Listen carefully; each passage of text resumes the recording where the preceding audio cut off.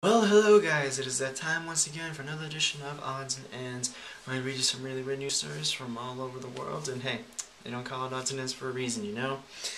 Now this is the second Odds and Ends I've had to do so far, and this is about last week's edition, so tomorrow will be the newest edition. So like I said in my vlog, I have 3 Odds and Ends videos coming out, and this is number 2.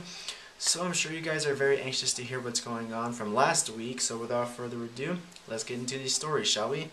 Now our first story comes out of England, where the staff at the London's Historic Victorian and Albert Museum have cancelled an experimental concert by British grindcore band Napalm Death over fears that the noise could damage the 104-year-old building.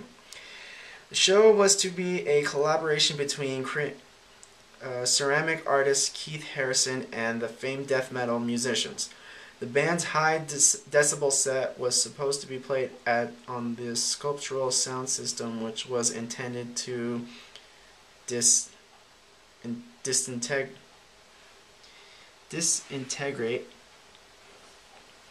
under the stress. I cannot do this for the life of me, but unfortunately, museum officials called off the one-time performance at the V&A's Europe galleries over architectural concerns. Quote, a further safety inspection has revealed concerns that the high level of decibels generated by the concert would damage the historic fabric of the building, they said in a statement. Napalm Death, which has released 14 albums over the last 30 years, had hoped that the innovative project would merge extreme metal and art. All I have to say about that is, you should have planned it somewhere else. Or hire another band that the decibel level wouldn't be so high that it destroys the building. So, but, I mean, it is a good collaboration, but should have thought that one out a little bit better. So, that's all I gotta say about that one. Moving on to our next story, which also comes out of England, where thousands of speeding tickets issued along a stretch of the M42 motorway outside of Coventry were in danger of being dismissed because traffic signs there allegedly used the wrong font. According to London's Telegraph, a group of lawyers was challenging all speeding tickets issued in the area over the past 6 years. An official, quote, traffic signs regulation and general directions document was produced by the government in 2002. The 447-page document set standards in which new digital variable speed limit traffic signs must adhere. Since the signs in question, located on 2 sections of roadway west of Coventry,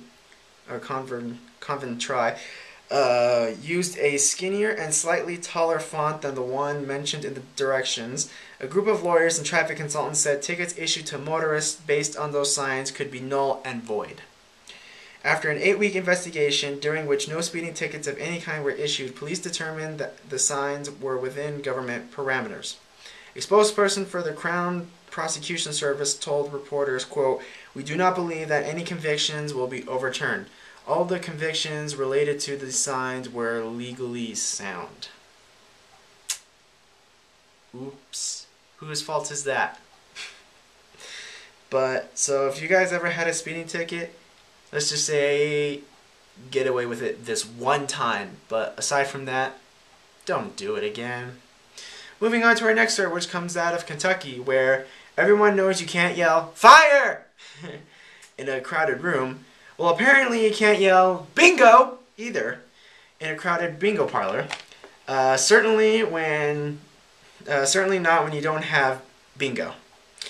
An off-duty police officer working security in Covington, Kentucky, cited 18-year-old Austin Whaley for disorderly conduct after he entered a bingo hall packed with mostly elderly women on February 6th and yelled, bingo! This caused the hall to quit operating since they thought someone had won. Park Hill Police Sergeant Richard Webster wrote on his citation.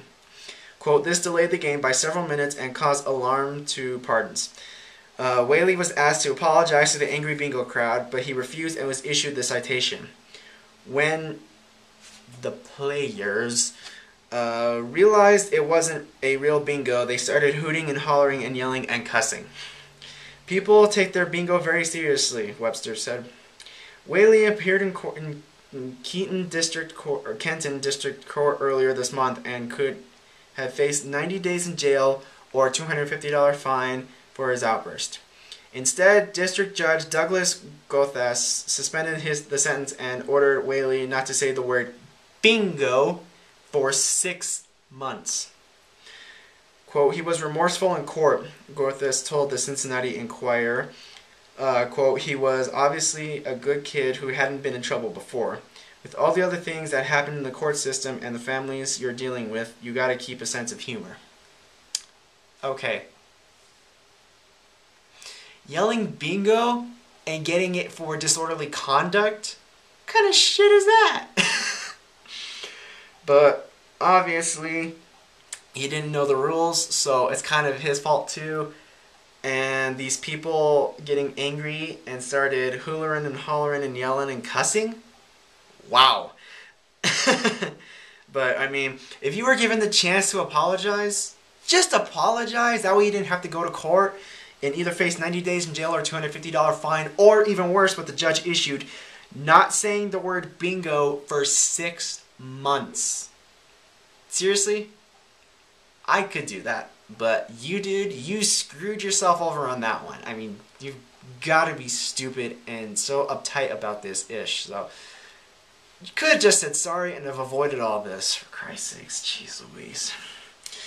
And moving on to our final story, which comes out of Pennsylvania, where a high school is asking teenage boys to knock it off with the Axe body spray.